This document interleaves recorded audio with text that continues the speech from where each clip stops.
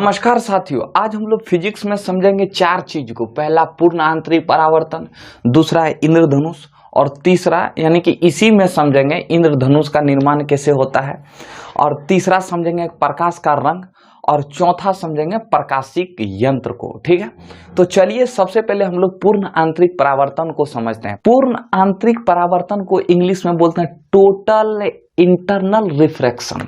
ठीक है, हमने एक वर्ड का यूज किया, पूर्ण आंतरिक परावर्तन। परावर्तन मतलब ही होता है कि प्रकाश किसी सतह से टकरा कर लौट जाना, परावर्तन कहते हैं। तो आप बोलिएगा कि जनाब आप इसमें काहे पढ़ा रहे हैं, इसको परावर्तन के चैप्टर में पढ़ाते नहीं। आप थोड़ा सा समझिए इस बात को। पूर्ण आंतरिक परावर्तन को समझने से पहले आपको कुछ चीजों को समझना पड़ेगा। वो चीज है, पहला चीज है क्रांतिक कोण।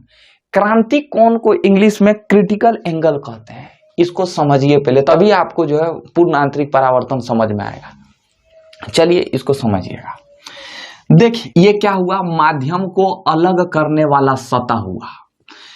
माध्यम को अलग करने वाला ये सतह है। ठीक है, जब प्रकाश सघन माध्यम से विरल माध्यम में प्रवेश करती है, जब प्रकाश सघन माध्यम से विरल माध्यम में प्रवेश करती है, तो हमने बताया था कि ये आपका अभिलंब है चचा, और ये आपतित किरण है। जब प्रकाश सघन माध्यम से विरल माध्यम में प्रवेश करेगी तो ये जाना चाहेगी इधर। ठीक है, लेकिन क्या होगा कि अपवर्तन के कारण जब प्रकाश सघन से विरल माध्यम में प्रवेश करती है तो अपवर्तन के कारण वो अभिलंब से दूर हट जाती है।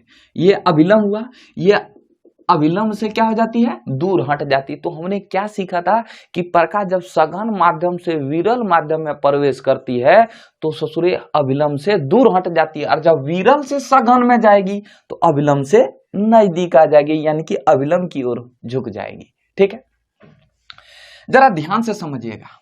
यह है आपका आपतन कोण। आपतन कोण को आई से दर्शाते हैं। ठीक है, ध्यान से समझिए। ये सघन माध्यम है और ये विरल माध्यम है। तो सघन माध्यम से विरल माध्यम में प्रवेश की तो अभिलंब से दूर हट चली गई। अब इसको और झुकाएं, और झुकाएं, रेड कलम से दर्शाते हैं। अब यहां से हम प्रकाश को प्रवेश करेंगे और झुका के जो हम प्रकाश को जो है प्रवेश कराएंगे। तो हम और झुका के प्रकाश को प्रवेश कराएंगे तो जाना चाहेगी इधर, जाना चाहेगी इधर, लेकिन ससुरा ये सघन से विरल माध्यम में आ रही है तो ये क्या होगा, अभिलंब की ओर दूर हट जाएगी। यानी कि ये अब हो जाएगा जो माध्यमों को अलग करने वाली सतह है ना, अब इस पर चली जाएगी। यहाँ के कोण को बोलते हैं क्रांतिक कोण। क्रांतिक कोण को हम लोग सी से दर्शाते हैं। किससे दर्शाते हैं चचा, सी से। तो ये हुआ आपका आपतन कोण। और झुकाएंगे, अब और झुकाएंगे तो हो जाएगा गड़बड़ कि यहाँ एक हम बताए थे कि जब प्रकाश सघन से विरल माध्यम में जाएगी यानी कि दो माध्यम रहेगी तो अपवर्तन होगा, लेकिन यहाँ ससुरा हो जा रहा है परावर्तन। जब और झुकाएंगे तो जाना चाहेगा इधर, इधर जाना चाहेगा, लेकिन जो है इधर जाने लगेगा। किधर जाने लगेगा, इधर, यानी कि सघन माध्यम से प्रकाश सघने माध्यम की ओर जा रही है। तो इस घटना को हम लोग बोलते हैं पूर्ण आंतरिक परावर्तन। क्रांतिक कोण किसे कहते हैं, तो क्रांतिक को इंग्लिश में बोलते हैं क्रिटिकल। क्रिटिकल मतलब समझिएगा कि बीच की अवस्था। क्रिटिकल मतलब क्या होता है, बीच की अवस्था। अगर आप किसी मरीज को लेकर गए हैं हॉस्पिटल में और कह दे डॉक्टर कि बड़ा क्रिटिकल पोजीशन है, तो समझिएगा कि वो मर भी सकता है या बच भी सकता है, यानी बीच में है। ठीक है, क्रिटिकल मतलब बीच में। तो देखिए जब आपतन कोण है, ये आपतन कोण यहाँ से गई, तो जब आपतन कोण सघन से विरल माध्यम में जाएगी तो क्या होगा, वो अभिलंब की दूर हट जाएगी, लेकिन ससुरा और झुका देंगे आपतन कोण को। तो झुकाएंगे तो जाना चाहेगी इधर, लेकिन अब क्या होगा कि दोनों माध्यमों को जो अलग करने वाली रेखा है उस पर जाने लगेगी, यानी कि बीच की अवस्था पर जाने लगेगी। तो उस कोण को, यहाँ के कोण को हम लोग क्रांतिक कोण कहते हैं। क्रांतिक कोण को सी से दर्शाते हैं। तो हम लोग इसको ऐसे भी परिभाषा लिख सकते हैं, ऐसा आपतन कोण, ऐसा आपतन कोण जो परावर्तन और अपवर्तन नहीं होता है, जिसका परावर्तन और अपवर्तन कुछ नहीं होता है, न परावर्तन होता है न अपवर्तन होता है, बल्कि दोनों माध्यमों को अलग करने वाली रेखा से होकर चली जाती है, उस कोण को हम लोग क्या बोलते हैं? क्रांति कोण। आइए एक बार परिभाषा को हम लोग लिख लेते हैं। तो हमने क्या लिखा कि जब प्रकाश की किरण सघन माध्यम से विरल माध्यम में प्रवेश करती है, भैया सघन माध्यम से विरल माध्यम में प्रवेश करती है, तो उनके अभिलंब पर आपतन कोण, तो ये चाचा क्या हो गया? आपतन कोण। आपतन कोण का वह मान जिसके लिए उनके अपवर्तन कोण का 90 डिग्री हो। अपवर्तन कोण ये हो गया, ये अपवर्तन यानी कि प्रकाश एक माध्यम से दूसरे माध्यम में टकराया था और निकलने के बाद ये अपवर्तन कोण हो जाता है, तो ये आपका अपवर्तन कोण।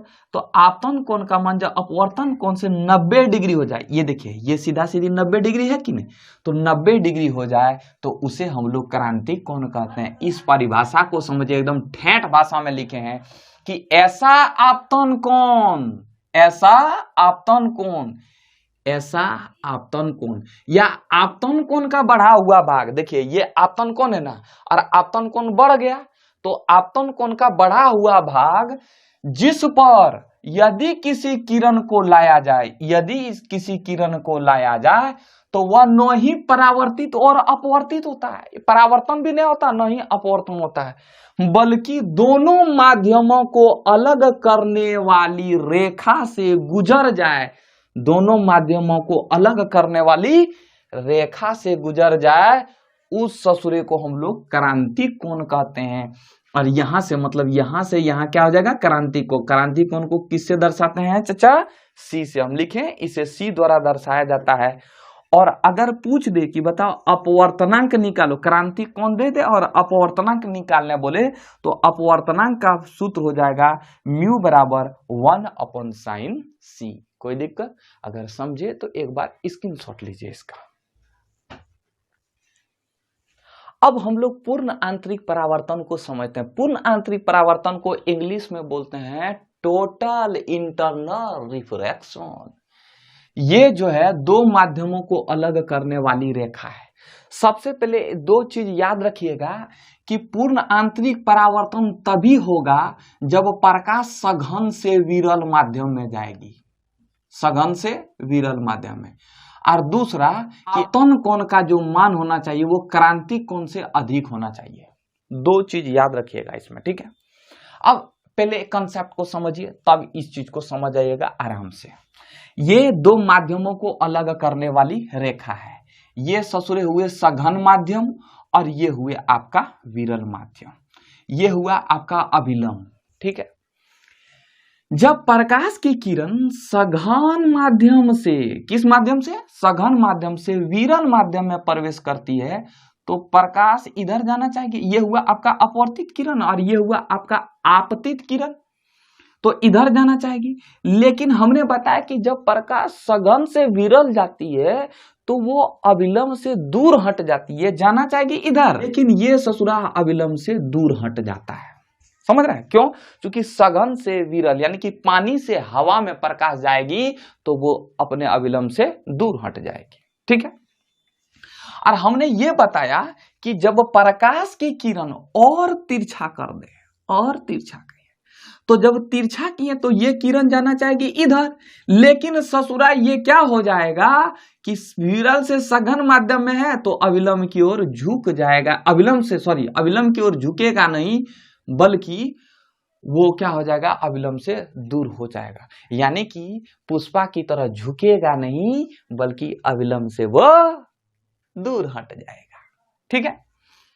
अब ससुरा क्या किए? एक किरण को यहां से, जब यहां से किए, एक किरण को यहां से प्रवेश किए तो वो अभिलंब से थोड़ा सा दूर हटा, फिर एक किरण को यहां से पास करवाए, सघन से विरल किए, दोनों माध्यमों को अलग करने वाली रेखा से होकर गुजर कर चली गई। अब ससुरा और हम जो है और नीचे से हम पास कराएं, यानी कि और नीचे से हम प्रकाश को पास कराएं, तो जब हम और नीचे किए यानी कि ये हो जाएगा आई, ये हो जाएगा आपका क्रांति कोण। अब देखिए कि जब हम और नीचे किए, जब हम और नीचे किए यानी कि और थोड़ा सा तिरछा किए, तो जब हम तिरछा किए तो यहां हो जाता है ससुरा गड़बड़। यहां अपवर्तन होने का था, अब हो जा रहा है यहां परावर्तन।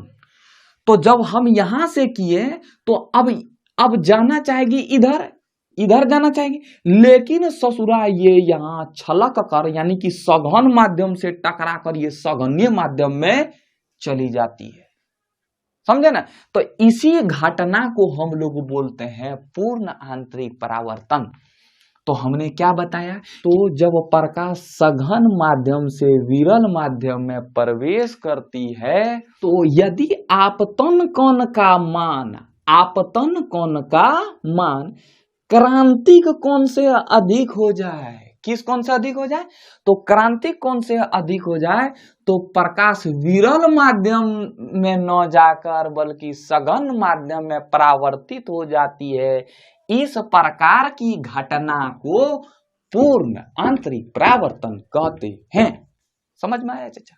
यानी कि आपको याद रखना है कि पूर्ण आंतरिक परावर्तन तभी होगा जब प्रकाश सघन से विरल जाएगी और आपतन कोण है। देखिए हे आपतन कोण हुआ, अरे यहां भी आपतन कोण हुआ तो इसका नाम देते हैं I1, इसका नाम देते हैं I2। तो हम कह सकते हैं कि ये आपतन कोण है। तो जब आपतन कोण का मान क्रांतिक कोण से अधिक हो, देखिए आपतन कोण का मान क्रांतिक कोण से अधिक हो, और झुकाएंगे तो ससुरा और इधर जाएगा, और झुकाएंगे और इधर जाएगा। अब इधर तो नहीं कर सकते, तब तो विरल माध्यम आ जाएगा ना।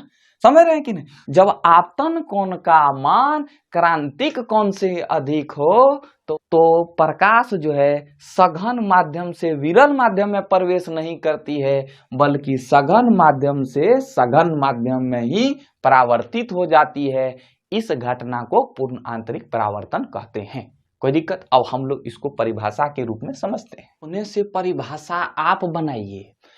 प्रकाश की किरणों द्वारा सघन माध्यम में, किस माध्यम में चाचा? सघन माध्यम में, विरल माध्यम यानी कि सघन माध्यम से विरल माध्यम में प्रवेश करते समय यदि आपतन कोण का मान क्रांतिक कोण से अधिक हो जाए तो प्रकाश विरल माध्यम में न प्रवेश कर बल्कि सघन माध्यम में ही परावर्तित हो जाती है।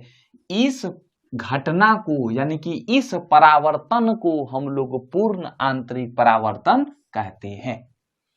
और हमने बताया कि पूर्ण आंतरिक परावर्तन के कितने शर्त होनी चाहिए? तो पहला सघन से विरल माध्यम में प्रकाश प्रवेश करना चाहिए, और दूसरा आपतन कोण का मान क्रांतिक कोण से अधिक होना चाहिए, यानी कोण I जो है C से बड़ा होना चाहिए, यानी कि क्रांतिक कोण से क्या होना चाहिए? बड़ा होना चाहिए, तभी आपका पूर्ण आंतरिक परावर्तन होगा।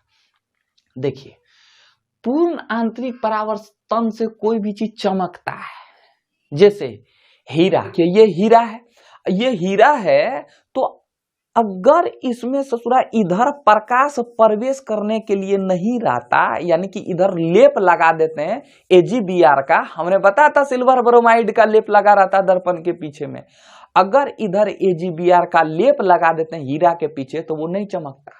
इसमें होता क्या है कि ये प्रकाश जो है इधर सघन, हीरा ये है सघन माध्यम से विरल माध्यम में प्रवेश कर रही है, तो जब सघन माध्यम से विरल माध्यम में प्रवेश करते समय तो आपतन कोण का मान इसमें क्या हो जाता है?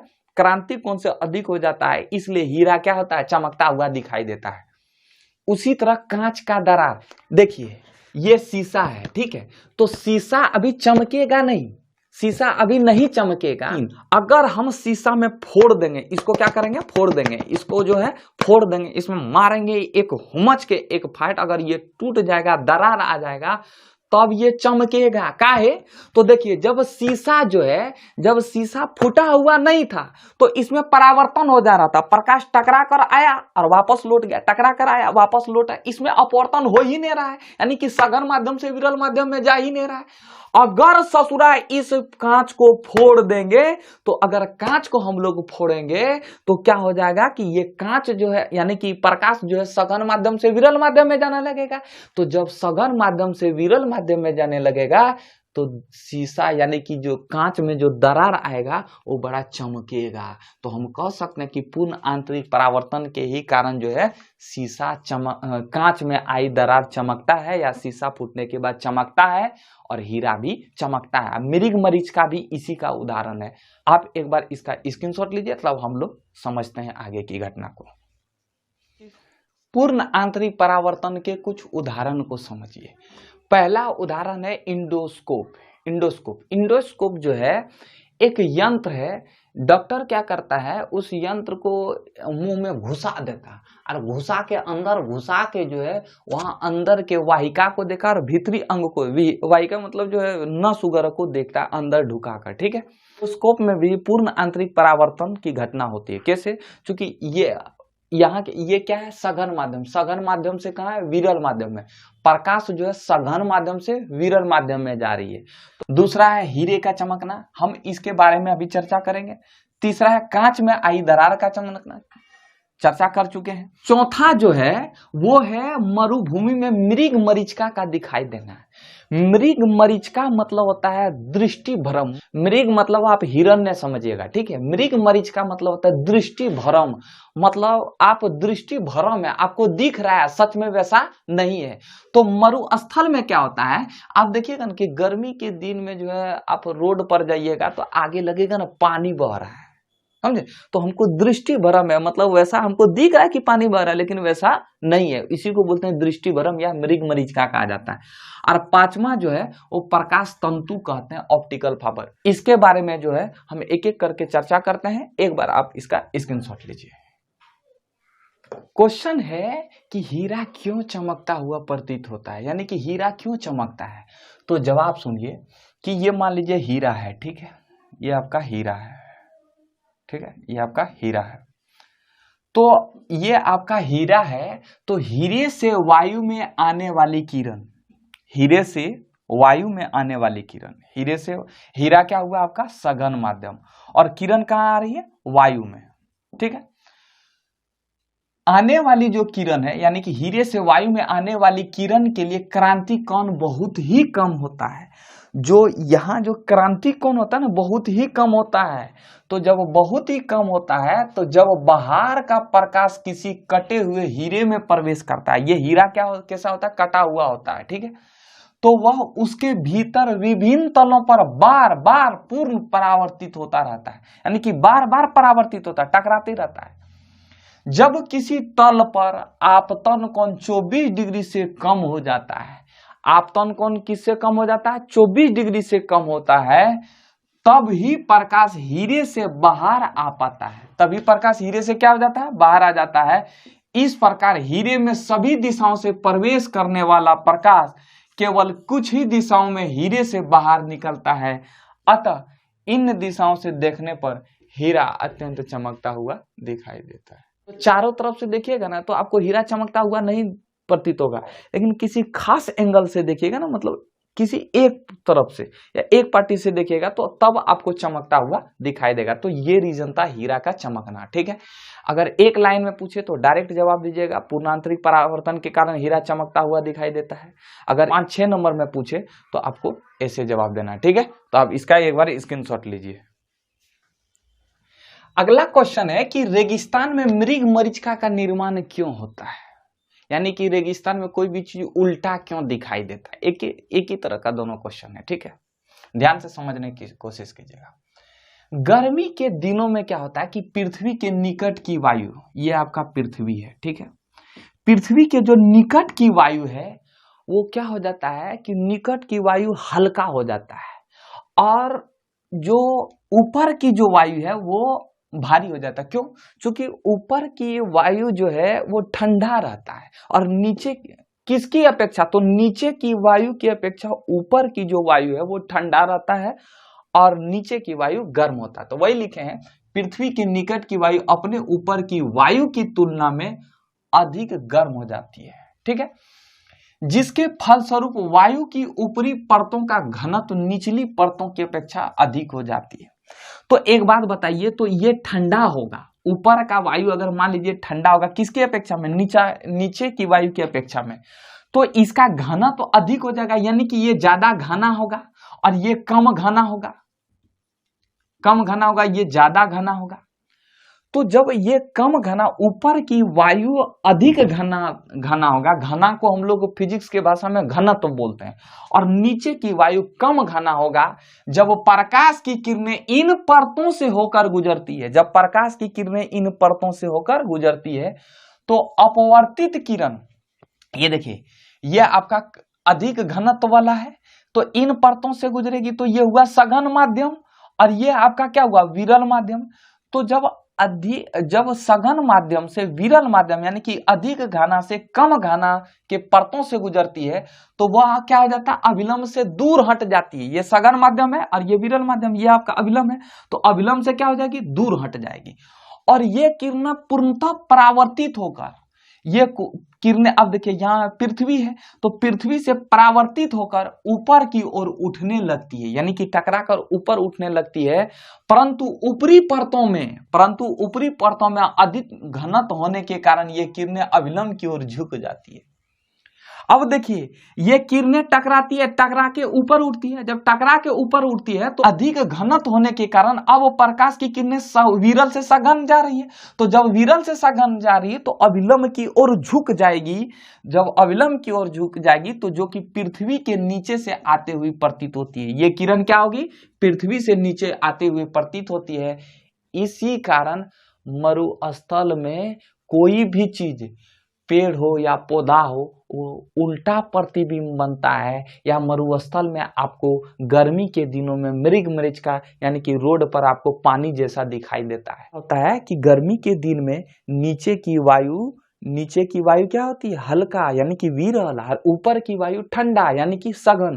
जब सघन से विरल में जाती है तो क्या हो जाती है, तो सघन से विरल माध्यम में जाती है तो अविलंब से दूर हट जाती है। और जब पृथ्वी से टकराकर परावर्तित होती है यानी कि टकराती है और जब लौटती है तो अब विरल से सघन जाती है, तो विरल से सघन में जाएगी तो वो अविलंब की ओर क्या हो जाएगी, नजदीक हो जाएगी, जिस कारण प्रकाश जो है पृथ्वी के नीचे से आती हुई प्रतीत होती है। इसी कारण मरुस्थल में या रेगिस्तान में आपको मृग मरीचिका या कोई भी वस्तु उल्टा दिखाई देता है। अब एक और समझाते हैं आपको। जैसे मान लीजिए ये पानी है, ठीक है, ये पानी है और यहाँ एक पेड़ है, ठीक है, और ये आपका आंख है, ये आपका आंख है। अगर प्रकाश की किरण अगर ऐसे आ रही है, अगर मान लीजिए ऐसे आ रही है तो ऐसे आएगी तो वो चमकेगा नहीं, पानी नहीं चमकेगा। लेकिन अगर प्रकाश की किरण और अगर नीचे से ऐसे आएगी, मतलब और तिरछा आएगी, तो यहाँ क्या होगा, आंतरिक परावर्तन होगा। यहाँ क्या होगा, पूर्ण आंतरिक परावर्तन होगा। इसलिए पानी भी हमें चमकता हुआ दिखाई देगा, चमकेगा तभी जब झुकेगा, ज्यादा और झुक जाए और झुक जाए। अगर खड़े खड़े ऐसे देखें तो हमको नहीं चमकता हुआ दिखाई देगा, और तिरछा जाएंगे और तिरछा जाएंगे और तिरछा जाएंगे तो पानी भी हमें क्या दिखाई देगा, पानी में जो है प्रकाश चमकता हुआ दिखाई देगा। समझे ना, समझे। और यहाँ जो ये पेड़ जो है ये हमें उल्टा दिखाई देगा, तो इसी को हम लोग मृग मरीचिका कहते हैं या दृष्टि भ्रम कहते हैं। कोई दिक्कत, अगर समझे तो एक बार इसका स्क्रीनशॉट लीजिए। अगला है प्रकाशीय तंतु, इंग्लिश में इसे ऑप्टिकल फाइबर कहा जाता है। इसकी खोज जो है नरेंद्र सिंह कपानी ने किया था, ठीक है।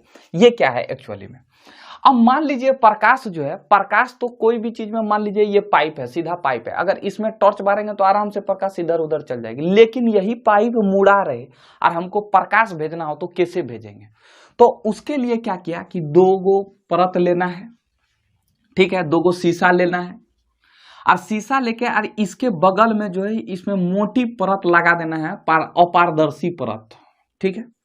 और अपारदर्शी परत लगाने के बाद क्या करना है कि यहां से हम प्रकाश को पास करेंगे। जब हम प्रकाश को पास करेंगे तो यहाँ टकराएगा, और फिर टकराने के बाद फिर यहाँ टकराएगा, फिर यहाँ टकराएगा, फिर यहाँ टकराएगा, फिर यहाँ टकराएगा, फिर यहाँ टकरा कर फिर जो है इधर निकलेगी। तो अब हम क्या करेंगे, इसका उपयोग क्या करें, अगर इसको हम मोड़ मार भी देंगे ना तो इससे कोई दिक्कत नहीं होगा, क्योंकि प्रकाश जो है एक क्या हो रहा है कि जो प्रकाश जो है एक पाइप में टकराने का काम हो रहा है। जो प्रकाश का जो परावर्तन हो रहा है पाइप में हो रहा है, और किस भाग में, अंदर भाग में हो रहा है, तो इसलिए इसको पूर्ण आंतरिक परावर्तन कहते हैं। प्रकाशीय तंतु जो किस घटना पर आधारित है, पूर्ण आंतरिक परावर्तन की घटना पर आधारित है। अब प्रकाश का चाल जो है 3 × 10⁸ मीटर पर सेकेंड है, यानी कि 1 सेकंड में 3 × 10⁸ मीटर जाती है। अब क्या करेंगे कि इसी प्रकाश तो क्या है, एक माध्यम है, यानी कि एक साइकिल है। अब इस साइकिल पर इंटरनेट लगा देंगे, समझे। अब इस साइकिल पर इंटरनेट लगा देंगे, और इंटरनेट लगा कर जहीं ले जाने का मन होगा वहीं चल जाएगा, इंटरनेट भी उतने रफ्तार में चलेगी, ठीक है।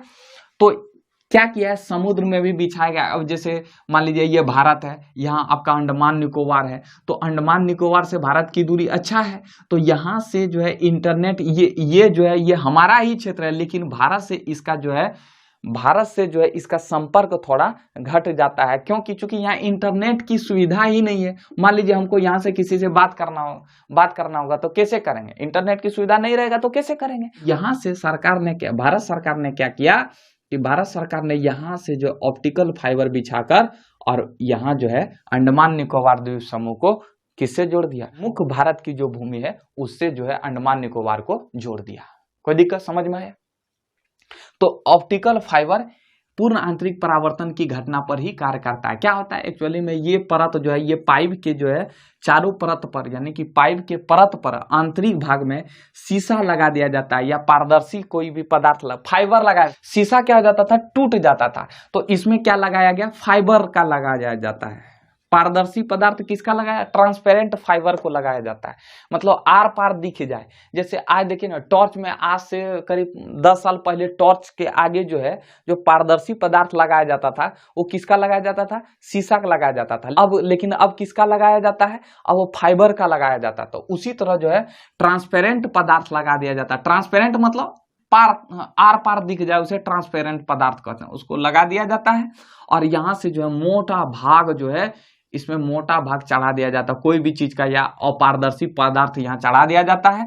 अब देखिए इससे अगर हम प्रकाश को भेजेंगे, अगर यहाँ अपारदर्शी पदार्थ नहीं देता या इसको नहीं रंगता या इस पर कोई पदार्थ का परत नहीं चढ़ाता तो यहाँ प्रकाश टकरा कर इधर आ जाती, यानी कि इसमें परावर्तन नहीं होता तो इसमें क्या होता, अपवर्तन होता। तो इसलिए यहाँ जो है मोटा परत लगा दिया जाता है। अब चूंकि प्रकाश को हमको इधर भेजना है, मोड़ मार के, मान लीजिए ये तार है, ये तार को मोड़ देंगे तो प्रकाश हम कैसे जाएगी इस तार में। यही सबसे बड़ा इसका यंत्र है कि क्या कीजिए, एक पाइप लीजिए और पाइप के आंतरिक भाग में ट्रांसपेरेंट फाइबर चढ़ा दीजिए और उसके बाद क्या कीजिए, मोटा परत से ढक जाए चूंकि प्रकाश का अपवर्तन ना हो। तो लिखे हैं कि इसका प्रयोग सूचना प्रौद्योगिकी में संचार के लिए करते हैं। इसे समुद्र के अंदर भी बिछाया जाता है। इसका उपयोग सजावटी टेबल लैंपों में भी किया जाता है। कोई दिक्कत? तो एक बार इसका स्क्रीनशॉट लीजिए। समझते हैं वस्तुओं का रंग। आखिर वस्तु कोई हमें काला दिखाई देता है, लाल दिखता है, तो कैसे दिखता है समझिएगा, ध्यान से समझिएगा इसको, ठीक है। अगर मान लीजिए ये लाल दिख रहा है आपको, तो लाल इसलिए दिख रहा है कि प्रकाश में 7 रंग होते हैं। तो प्रकाश में जो 7 रंग होते हैं ना, तो वो 7 रंगों में से इस वस्तु से लाल रंग ही टकराकर वापस आ रहा है, इसलिए ये वस्तु लाल दिखाई दे रहा है। ये मान लीजिए ये वस्तु है, ठीक है, ये इस रंग का दिख रहा है, ये इस रंग का इसलिए दिख रहा है कि प्रकाश के 7 रंगों में सब रंग को चूस रहा है, यानी कि अवशोषित कर रहा है। यही रंग केवल आपसे टकराकर वापस जा रहा है, इसलिए कोई वस्तु का रंग लाल, हरा, पीला दिखता है। यानी कि हम कह सकते हैं कि ये वस्तु जो है लाल इसलिए दिख रहा है कि प्रकाश के 7 रंग तो आ रहे हैं, लेकिन प्रकाश के 7 रंगों में सब 6 रंगों को ये अवशोषित कर लेता, चूस लेता है, जबकि केवल लाल रंग को क्या करता है, परावर्तित कर लेता है। तो लाल रंग को यहां से टकरा कर और फिर भेज देता है, तो हमारी आंखों तक लाल रंग ही पहुंच पाता है, इसलिए ये वस्तु लाल दिखाई देता है। अगर ससुरा ये 7 रंगों को अवशोषित कर लेगा तो काला दिखाई देगा। कोई रंग काला, कोई वस्तु काला नहीं होता है, ठीक है, वो सभी रंगों को अवशोषित कर लेता है, इसलिए वो चीज काला होता है, ठीक है। तो वही लिखे कि प्रकाश में रखी गई वस्तु जिस रंग के प्रकाश को परावर्तित करता है वह वस्तु हमें उसी रंग की दिखाई देता है। और कोई भी वस्तु अपने रंग में केवल 2 स्तर पर ही दिखाई देगा। ये लाल जो है, ये लाल रंग जो है अपने ही रंग में 2 स्तर पर दिखाई देगा। या तो सफेद रंग की प्रकाश होगी, व्हाइट रंग की प्रकाश होगी, यहां रोशनी जो है सफेद होना चाहिए तभी ये लाल दिखाई देगा, अन्यथा ये लाल दिखाई नहीं देगा। या तो स्वयं उसी रंग की प्रकाश होना, या नहीं तो लाल रंग की प्रकाश होनी चाहिए। ये जो बल्ब वगैरह देख रहे हैं अगर लाल होगा तभी ये लाल दिखेगा, यानी कि स्वयं यही यही रंग का दिखेगा, या नहीं तो सफेद रंग की रोशनी होनी चाहिए। अगर ससुरा ब्लू पीला हरा अगर रोशनी हुआ तब जो है ये वस्तु अपना रंग दिखाई नहीं देगा। ठीक है, एक गुलाब का फूल है तो गुलाब का फूल लाल होता है, तो लाल रंग का तभी दिखाई देता है जब उसे प्रकाश के सातों रंगों में से लाल परावर्तित होकर हमारी आंखों तक आता है। अब मान लीजिए ये गुलाब का फूल है, ये गुलाब का फूल दो शर्तों पर लाल दिखाई देगा। यहाँ जो रोशनी होनी चाहिए वो कैसी होनी चाहिए, वो सफेद होनी चाहिए, या नहीं तो रोशनी गुलाब के फूल जैसा होनी चाहिए। यानी कि अगर गुलाब का फूल लाल है तो रोशनी भी कैसा होना चाहिए, लाल होना चाहिए। ठीक है, तभी वो अपने स्वयं के रंग में दिखाई देगा, अन्यथा वो नहीं दिखाई देगा। और कोई भी चीज काला तभी दिखाई देता है जब वो सारे प्रकाश को अवशोषित कर लेता है। वो काला कोई रंग नहीं होता है, बल्कि वो सारे प्रकाश को अवशोषित कर लेता है। इसलिए कहा जाता है कि गर्मी के दिनों में काला कपड़ा नहीं पहनना चाहिए। क्यों? क्योंकि वो सारे प्रकाश के सभी रंगों को अवशोषित कर लेता है, और अवशोषित करने के बाद भयानक गर्मी लगता है। जैसे भैंसवा को जब गर्मी लगता है, भैंसवा होता है काला काला, तो भैंसवा को जब गर्मी लगने लगता है गर्मी के दिनों में कैसे लगता है, वो प्रकाश के सातों रंगों को अवशोषित कर लेता है। और जब गर्मी लगता है तो बोलता है, हाँ बोलता है, एकदम जाके कहीं तालाबा में जाके बोर जाता है, एकदम आराम से आनंद उठाता है। जिंदगी की मोह माया से निकलकर तालाब में आराम से आम पुगरा पुगरा के अपना जिंदगी बिताता है। समझे? तो इसलिए कहा जाता है कि गर्मी के दिन में सफेद कपड़ा पहनिए, अन्यथा आपको भैंसा जैसा तालाब में बोरना पड़ेगा। ठीक है, कोई वस्तु काला इसलिए दिखता है, वह सभी रंगों को चूस लेता, अवशोषित कर लेता, कोई परावर्तित होता ही नहीं है, मतलब टकरा कर वापस जाता ही नहीं है, बल्कि सब रंगों को अवशोषित कर लेता है, इसलिए वो वस्तु काला दिखाई देता है। जैसे हम अभी काला दिखाई देंगे तो इसलिए काला दिख रहे हैं कि हमसे जितना भी प्रकाश आ रहा कोई टकरा कर वापस जा ही नहीं रहा, इसलिए हम काला दिख रहे हैं। सफेद रंग सभी रंगों को परावर्तित कर देता है, तो गर्मी के दिनों में कौन सा कपड़ा पहनना चाहिए, सफेद कपड़ा। सफेद रंग क्या करता है, सभी रंगों को परावर्तित कर देता है, बोला जाओ जाओ जाओ, मतलब टकरा कर वापस भेज देता, बोला जाओ। इसलिए गर्मी के दिन में सफेद कपड़ा पहनना चाहिए, कम गर्म लगेगा। कोई दिक्कत? अगर दिक्कत नहीं है तो एक बार इसका स्क्रीनशॉट लीजिए। रंगों को जो है तीन भागों में वर्गीकृत किया गया। पहला जो है प्राथमिक, द्वितीयक और तीसरा जो है पूरक रंग। प्राथमिक रंग यानी कि अगर रंग देखा जाए तो तीन ही एक्चुअली में रंग होते हैं, रेड, ग्रीन और ब्लू। बाकी बात सब ये तीनों को मिलने से बना है, जितने भी रंग है ये तीनों से मिलने बना है। आप देख रहे हैं काला, काला तो कोई रंग नहीं होता, वो तो प्रकाश के सभी रंगों को अवशोषित कर लेता है। आप देख रहे हैं मैजेंटा रंग, ये सब जो है प्राथमिक रंगों को ही फेंट कर बनाते हैं। एक बार लाल को नीला से मिला देगा, एक बार नीला को हरा से मिला देगा। समझे ना समझे? तो यही तीन रंग मेन होता है, बाकी तो सब इसके मिलने से बना है। समझे? तो ये जो ऐसे रंग जिनकी सहायता से अन्य रंगों को बनाते हैं उसे प्राथमिक रंग कहते हैं। प्राथमिक रंग कितने होते हैं? तीन होते हैं, लाल, नीला, हरा। इसको शॉर्टकट में याद रखिएगा, RBG, रेड, ब्लू, ग्रीन। ठीक है, RBG। कोई दिक्कत? और द्वितीय रंग क्या होता है कि द्वितीय रंग जो है प्राथमिक रंगों के मिश्रण से बने रंग को द्वितीयक रंग कहते हैं। और पूरक रंग क्या होता है कि जो प्राथमिक और द्वितीय रंगों को मिला देंगे ना तो सफेद रंग प्राप्त होगा। चलिए हम एक डायग्राम को बनाते हैं। ठीक है, ये एक डायग्राम है। ठीक है, एकदम ध्यान से समझिएगा। ये डायग्राम सारा जो है जैसे का जो है मतलब उदाहरण का जवाब यही मिल जाएगा। ये आपका हुआ रेड, ये आपका हुआ ब्लू, ये हुआ आपका ग्रीन। ऐसे ही लिखिएगा, RBG RBG RBG। ठीक है, रेड, ब्लू, ग्रीन। फिर जो है इसके बीच में लिखिएगा YMC। ठीक है, RBG YMC। Y मतलब हुआ येलो, येलो मतलब पीला। M मतलब हुआ मैजेंटा, मैजेंटा रंग कैसे होता है, देखिए मैजेंटा रंग कैसे होता है। ठीक है, ऊपर पर ध्यान नहीं रखिएगा, समझे? ध्यान में कहीं भटकाइए नहीं, मैजेंटा कैसे होता है देखिए। ठीक है, और C मतलब होता है सियान। ठीक है, सियान कलर कैसे होता है आप एक बार देख लीजिए, देखिए बोले ध्यान नहीं भटकाइएगा। ठीक है, सियान। ठीक है, सियान कलर होता है, आप देखे होंगे का कलर आप देखे होंगे, ठीक है। तो हम ये कह सकते हैं ये आपका जो हम रेड कलर से लिखे हैं वो प्राथमिक रंग हो गया, और प्राथमिक रंग, और इसके बाद अब red plus R plus B R plus G, यानी कि रेड और ग्रीन को मिला देंगे तो क्या बनेगा, येलो।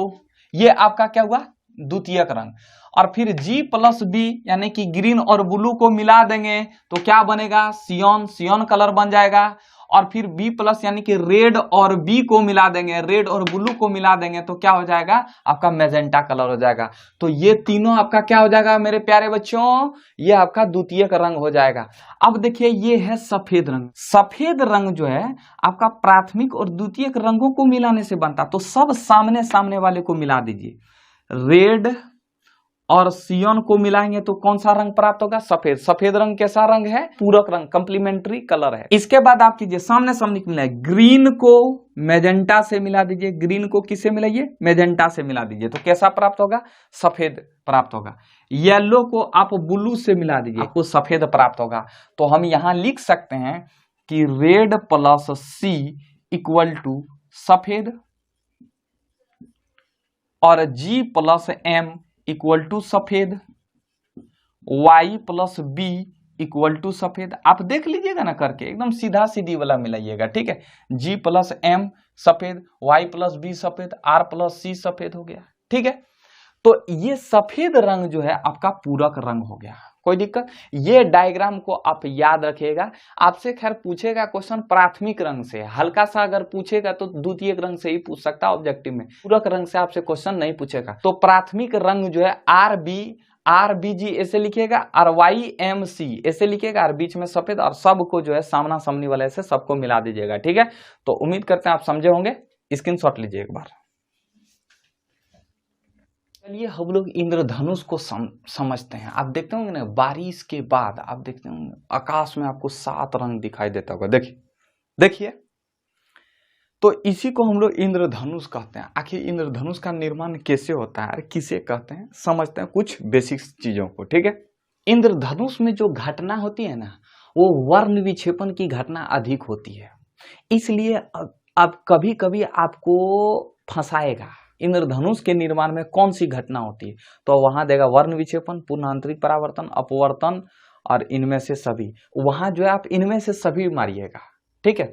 अगर इनमें से सभी के जगह पर आपको दे दे कि प्रकाश का विवर्तन, तो आप यानी कि चारों में से कोई एक मारना है, तो सबसे अधिक घटना, ऐसे तो तीनों घटना हो रही है, वर्ण विक्षेपण, अपवर्तन और पूर्ण आंतरिक परावर्तन की भी घटना हो रही है, लेकिन सबसे अधिक जो घटना होती है वो वर्ण विक्षेपण की घटना होती है, ठीक है। तो वहां जो है मारना है आपको वर्ण विक्षेपण, ठीक है। तो चलिए हम लोग समझते हैं इंद्रधनुष को। देखिए होता क्या कि जब सूर्य की किरणें वायुमंडल के रुके वर्षा, देखिए हम अगर ऐसे करके थूकते हैं तो थूक के छोटे छोटे बूंदे जो है हवा में उड़ते रहती है। उसी तरह बारिश की भी छोटी छोटी बूंदे जो है वायुमंडल में तैरते रहते हैं, ठीक है। तो जब सूर्य की किरणें वायुमंडल में रुके वर्षा के बूंदों पर पड़ती है तो वह 7 रंगों में बिखर जाती है। तो वो जो छोटे छोटे बूंदे हैं ना, वो प्रिज्म की तरह कार्य करता है, और प्रिज्म क्या करता है, वो श्वेत प्रकाश को 7 रंगों में विभक्त कर देता है। तो वह 7 रंगों में बिखर जाती है और एक अर्धचंद्राकार आकृति का निर्माण करती है, जिसे हम लोग इंद्रधनुष कहते हैं, ठीक है। और इंद्रधनुष का जो ऊपरा जो भाग होता है, ऐसे तो 7 रहते हैं, बेजा, निहपी, नाला, 7। चूंकि देखिए प्रिज्म, सोचें कि बारिश की बूंदे क्या है, प्रिज्म की तरह कार्य कर रहा है। तो प्रिज्म की तरह कार्य कर रहा है तो श्वेत प्रकाश कितने रंगों में, यानी कि सूर्य के प्रकाश 7 रंगों में विभक्त होगा। और जो सूर्य के प्रकाश में जो सबसे निचला रंग है वो क्या होगा, बैंगनी। हमने बताया था बैंगनी रंग सबसे नीचे रहता है और लाल रंग सबसे ऊपर रहता है। यहाँ लिखे भी है कि इंद्रधनुष के ऊपरी सतह पर लाल रंग और निचली सतह पर बैंगनी रंग होते हैं, ठीक है। अब ध्यान से समझना है कि इंद्रधनुष का निर्माण होता कैसे है, जरा ध्यान से समझिए। अब समझ जाइए ना कि ये बारिश की छोटी छोटी बूंदें हैं, ये प्रिज्म है, ठीक है। बारिश की छोटी छोटी बूंदें किस तरह की कार्य कर रही है, प्रिज्म की तरह कार्य कर रही है। अब एक एक लाइन को हम पढ़ के समझाते हैं। जल की सूक्ष्म बूंदें छोटे छोटे प्रिज्म की तरह कार्य करती है। छोटे छोटे किस तरह की कार्य करती है? प्रिज्म की तरह। सूर्य के ये आपतित प्रकाश को, सूर्य के आपतित आने वाली प्रकाश को आपतित प्रकाश, सूर्य के आपतित प्रकाश को, ठीक है। याद रखिएगा एक बात कि इसमें जो प्रकाश आएगी ना, तिरछा आना चाहिए। प्रकाश कैसा आना चाहिए? तिरछा। अगर सीधी रेखा में प्रकाश आएगी तब यहाँ इंद्रधनुष का निर्माण नहीं होगा। दोपहरिया में कभी भी इंद्रधनुष का निर्माण नहीं होता है, जब भी होता है सुबह या शाम को होगा। और सुबह में होगा तो सुबह में सूर्य उदय किधर होता है? पूरब में। तो इंद्रधनुष का जो निर्माण होगा वो पश्चिम में होगा।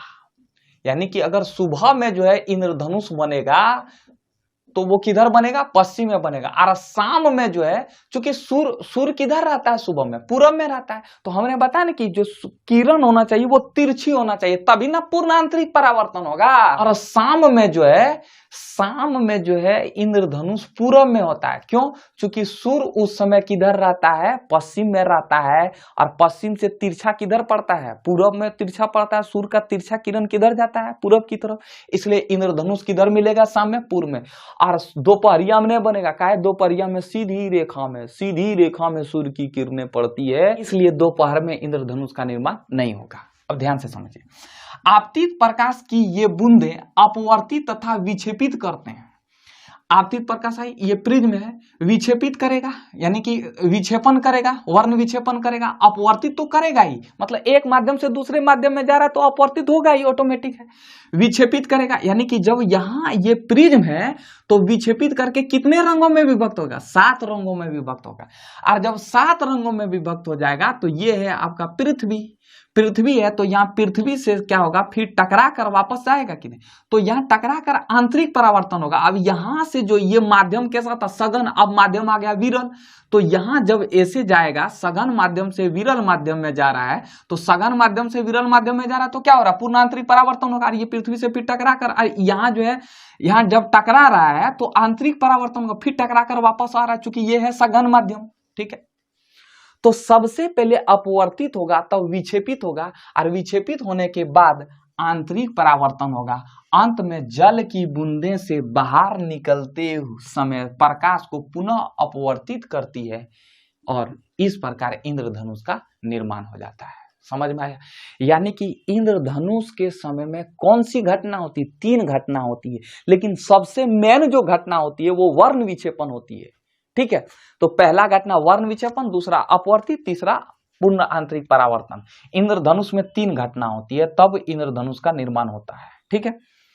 वही लिखे हैं कि इंद्रधनुष बनने के लिए जरूरी क्रियाएं या घटनाएं वर्ण विक्षेपण, आपतित, अपवर्तन, प्रकाश का अपवर्तन, पूर्ण आंतरिक परावर्तन।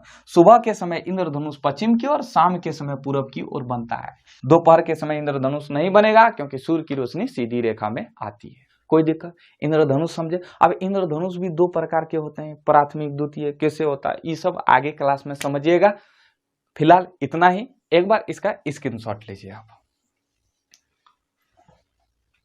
अब हम लोग प्रकाशीय यंत्र को समझते हैं। प्रकाशीय यंत्र किसे कहते हैं? ऐसी युक्ति या ऐसी मशीन जो दर्पण, प्रिज्म अथवा लेंसों के द्वारा निर्मित की जाती है उसे प्रकाशिक यंत्र कहते हैं। प्रकाशिक यंत्र जो है 3 तरह की होती है, लेंस कैमरा, दूसरा सूक्ष्मदर्शी, इंग्लिश में से माइक्रोस्कोप कहते हैं, और दूसरा दूरदर्शी, इंग्लिश में से टेलीस्कोप कहते हैं। सूक्ष्मदर्शी मतलब किसी भी छोटे चीजों को बड़ा करके दिखाता है। सूक्ष्मदर्शी, माइक्रो मतलब होता है छोटा, अत्यंत सूक्ष्म वस्तु को देखता है, ठीक है। और दूरदर्शी मतलब दूर तक, पृथ्वी से दूर तक की वस्तु को देखता है, ठीक है। उसे हम लोग दूरदर्शी, इंग्लिश में टेलीस्कोप का। दूरदर्शी का ही प्रकार है खगोलीय दर्शी, यानी कि अगर हम जो है यहाँ पृथ्वी से शुक्र ग्रह को देखेंगे, दूर तक की वस्तु को देखेंगे तो हमको टेलीस्कोप चाहिए। और यहीं से जो छोटे चीज को, यानी कि यहाँ जो है हम छोटा चीज को बड़ा करके देखने के लिए माइक्रोस्कोप का यूज करते हैं, सूक्ष्मदर्शी का, ठीक है। सूक्ष्मदर्शी 2 प्रकार के होते हैं, सरल सूक्ष्मदर्शी और संयुक्त सूक्ष्मदर्शी। सिर्फ आप इसको ये से ही याद रखना है, प्रकार याद रखना है आपको। किसे कहते हैं ये चीज याद नहीं रखना। हमने किसे कहते हैं तो एकदम शॉर्टकट में लिख दें। अत्यंत सूक्ष्म वस्तु को देखने में सूक्ष्मदर्शी का उपयोग करते हैं। पृथ्वी से दूर तक की वस्तु को देखने में दूरदर्शी का उपयोग करते हैं, ठीक है। अब सूक्ष्मदर्शी 2 प्रकार के, सरल सूक्ष्मदर्शी और संयुक्त सूक्ष्मदर्शी। अब समझते हैं सूक्ष्मदर्शी और दूरदर्शी को समझते हैं।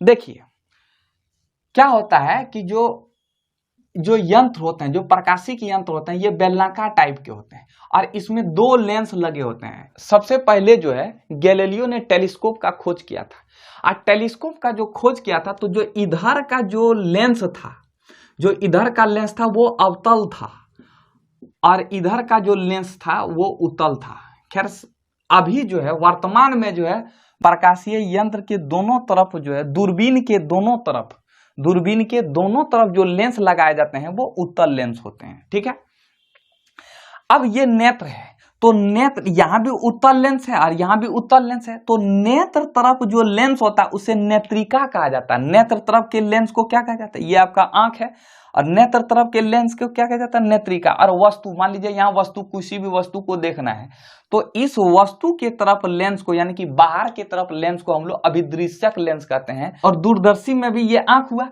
तो ये नेत्रिका लेंस हुआ और ये अभिदृश्यक लेंस हुआ, दोनों एक ही हुआ। आंख के तरफ लेंस को नेत्रिका लेंस और वस्तु की तरफ लेंस को हम लोग अभिदृश्यक लेंस कहते हैं। ठीक है, दोनों में डिफरेंस ये है कि सूक्ष्मदर्शी में जो नेत्रिका लेंस होता है वो छोटा होता है। वो कैसा होता है, छोटा। और अभिदृश्यक लेंस जो होता है वो बड़ा होता है।